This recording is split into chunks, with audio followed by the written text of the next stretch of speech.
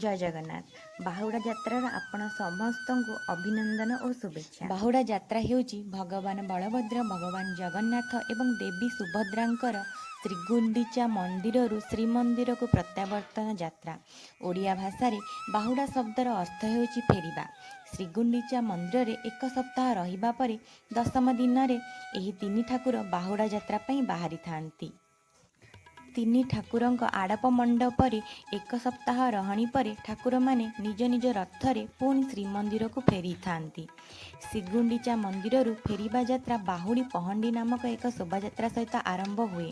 रथगुड़िक माउसीमा मंदिर निकटरे मध्य किछि समय पई अटकी जाई थांती।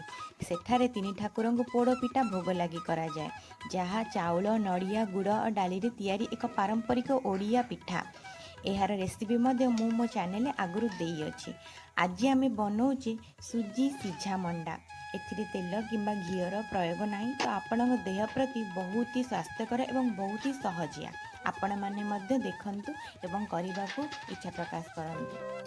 सिझा मंडा बनैला बेले तार जंतनी प्रक्रिया रे आपण विशेष भाव ध्यान देबे। जेते बेले सुजीटी गरम पानी पकेया को जाउथिबे ता पूर्व से रूम टेम्परेचर पानी मिसेई भल से गोलाई देबे। तापर धीरे धीरे करी गरम पानी ने डालिबे। गरम पानी अल्प लूण पकेइथिबे। एही प्रक्रिया कले आपणकर सुजीटी माने कोनोसी लम्स रहिबनी, किछि गोटाळ सेतरे रहिबनी। आ आपण केमिति जानिबे आपणकर जंतनीटी प्रस्तुत होई गलानी? पूरा गोटे गोल आकार नै जिवो एवं हाथ लगेइले सेतिरे आ हाथ रे लागु नथबो। आ आपणकर पूरा प्रस्तुत करिला बेले आपण सेतिरे किछि गुजराती गुंड पकेइ देबे, जहा बहुत पार्टी को सुआदी एवं वासना भी आसीबो। क्षमा करिबे, मु एथिरे पूरार जो वीडियोटी सेतिरे देई पारि नाही। एवं आपण तले गढ़ीबे मंडाटी साधारणतः देखिबे जंतनीटी अल्प उषुम थिबो, तो मंडाटी भल भाबरे गढ़ी हबो। आपण गरम गरम करदेवे जगाटी पूर्वर से सिझा मंडा गुड़िक रखिदेवे। 10 ରୁ 15 मिनिट छाड़ीदेवे एवं तापरे गैस टी ऑफ करदेवे। से जो गरम पानी नहीं से आपे आपे सिझीजिव एवं बांफ गला परे आपण काढ़ीबे। मंडा गढ़िया पाई आपण इडली छांच व्यवहार करें। आपण मन रखिए जितेबाला मंडाटी गढ़ुंट जो जंतनी थिबा जो जगाटी ताको घोड़े रखुवे, ना से सुखीजिव भल से जंतनीटी गढ़ी हेब ना पिठाटी परवर्ती समय रे।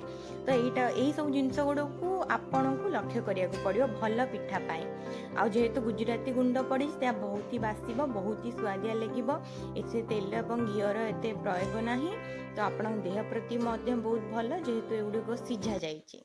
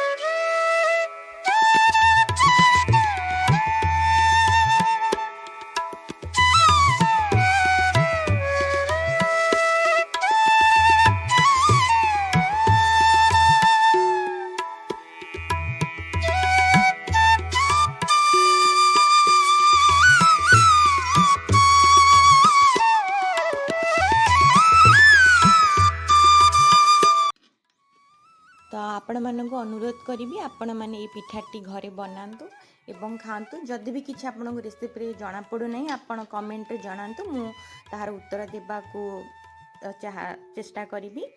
आपण बनैकी कहतु केमिति लागला आपण मानक। रहिली, नमस्कार, जय जगन्नाथ।